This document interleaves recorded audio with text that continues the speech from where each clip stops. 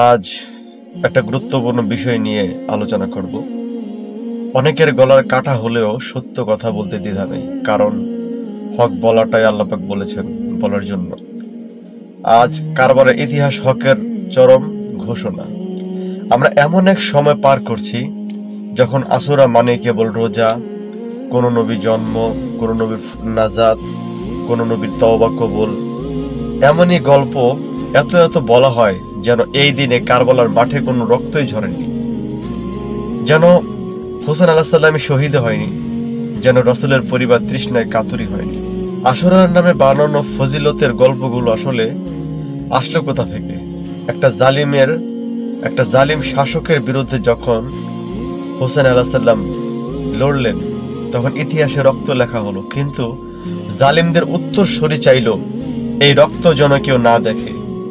তখন তারা মিথ্যা হাদিস বানানো শুরু করলো।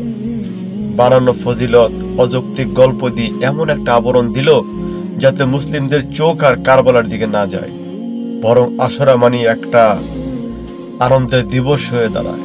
লোকমুখে প্রচলিত অনেক হাদিস আছে, ফজিলতের উদাহরণ, যেগুলো কোনো ভিত্তি নেই। যেমন, এই দিনে আদম আলাইহিস সালামকে সৃষ্টি করা হয়েছিল, কোনো সহিহ সনদ নেই।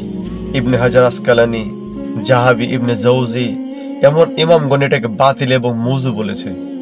চিন্তা করেন কেমন ডাকাত!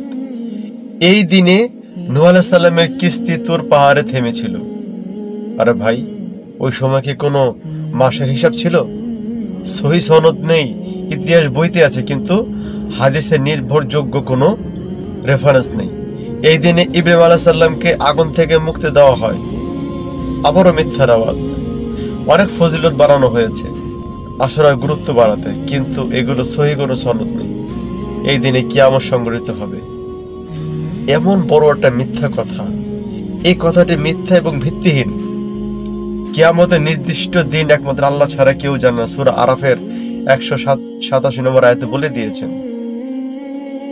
এই ধরনের ব্যাপারে গায়েবের মিথ্যা দাবিদার করে ওই জালেমেরা। এখন প্রশ্ন হলো, এইসব গল্পগুলো কেন বানানো হলো? একটু চিন্তা করা দরকার।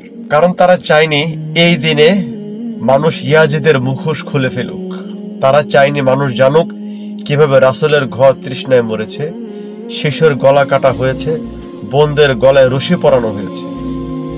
তারা চায় আশুরা মানে হালুয়া রুটি হোক, কেউ না কাঁদুক, কেউ প্রশ্ন না করুক, কেউ হুসাইনের রক্তের দাবি না তুলুক। আমাদের করণীয় কি?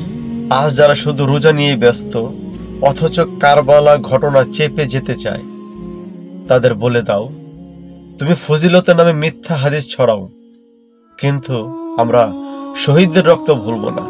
আমরা বলবো, আশুরা মানে শুধু মানে রোজা নয়, আশুরা মানেই অন্যায়ের বিরুদ্ধে দাঁড়িয়ে শহীদ হওয়া। আমরা বলবো, হোসেনের রক্ত ফজিলত বানিয়ে চাপা দেওয়া যাবে না, কারণ ওই রক্ত কিয়ামত পর্যন্ত হক এবং বাতিলের ফায়সালার মাপকাঠি হয়ে থাকবে। শেষ কথা, যে ইতিহাস রক্ত দিয়ে লেখা তা কালির বানানো গল্পে চাপা কখনোই পড়ে না। কারবালাকে ভুলে গেলে হক বাতিলের পার্থক্য মুছে যাবে।